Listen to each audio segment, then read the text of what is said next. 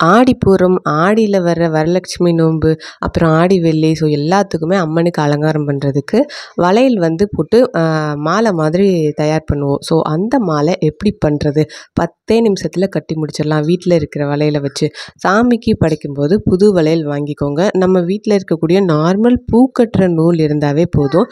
So அதை வச்சு நம்ம வளையல் மாலை சூப்பராக பண்ணிடலாம்.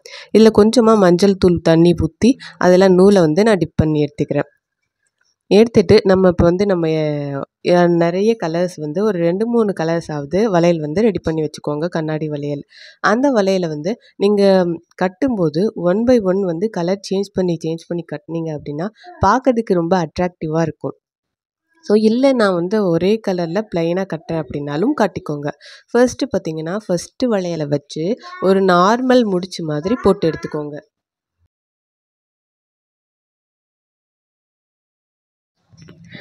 இப்போ பார்த்தீங்கன்னா நான் இந்த வளையலை நார்மலாக முடிச்சு போடுற மாதிரி முடிச்சு போட்டு எடுத்துக்கிட்டேன். ஸோ டைட்டாக இருக்கணும் அப்படிங்கிறதுக்காக ஒரு 2 முடிச்சு வந்து நல்லா போட்டு எடுத்துக்கோங்க. ஃபர்ஸ்ட்டு வளையல் இந்த மாதிரி போட்டுக்கோங்க. ஸோ அவ்வளோதான். அதுக்கப்புறம் பார்த்தீங்கன்னா நான் பாட்டுக்கு வளையல் கட்டிக்கிட்டே இருந்துட்டேன். வீடியோ ஆன் பண்ணாமலே விட்டுட்டு இவ்வளோ தூரம் கட்டிட்டேன். ஸோ ஓகே, இருந்தாலும் இப்போ காமிச்சிடுறேன். ஸோ 2 வளையல் ஒரு 2 கலர் வச்சு நீங்கள் வந்து நூல் வந்து கரெக்டாக கட் பண்ணி எடுத்துக்கணும். ஃபுல்லாக வச்சுட்டிங்கன்னா சுற்ற முடியாது. ஃபஸ்ட்டு வளையலை வச்சுட்டு ஒரு 2 சுற்றி டைட்டாக எடுத்துக்கோங்க. இதில் முடிச்செல்லாம் போட தேவையில்லை. இப்போ பார்த்தீங்கன்னா அடுத்த கலர் வைக்கிறேன். ஸோ அந்த நூல் மேலே வைக்கணும்.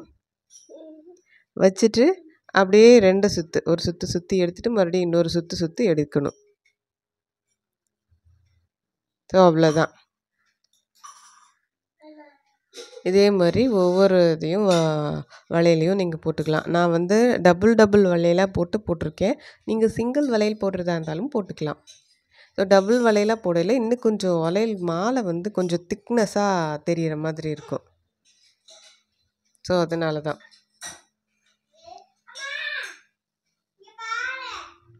நார்மலாக நம்ம வளையல் மாலை கட்டுறோம் அப்படின்னா இது கடையில் கட்டி தான் வாங்கி போடணுன்ட்டு இல்லை. நமக்கு தெரிஞ்ச மெத்தடில் ஈஸியாக சிம்பிளாக இப்போ ஆடி வெள்ளி, ஆடி செவ்வாய், ஆடி ஞாயிறு, அப்புறம் ஆடி பூரம் வருது நாளைக்கு, அப்புறம் ஆடி வரலட்சுமி விரதம்.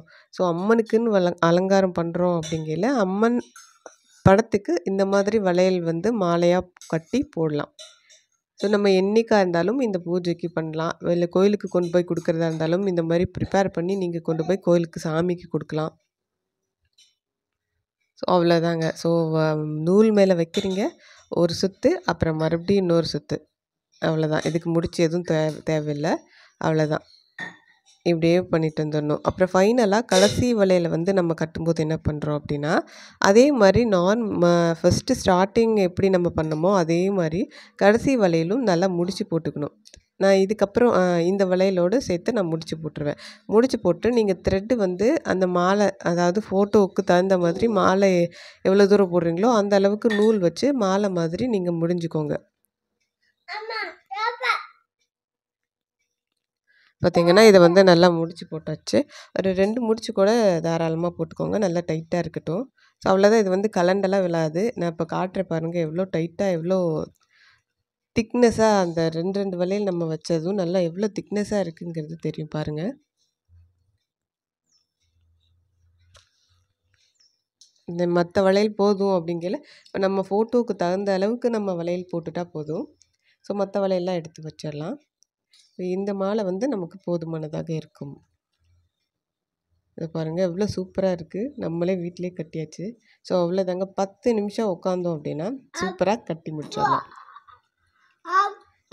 இப்போ மாலைக்கு நான் கழுத்தில் போடுற மாதிரி ரெடி பண்ணியாச்சு. அவ்வளோதான் ஃபைனல் லுக். தேங்க்யூ.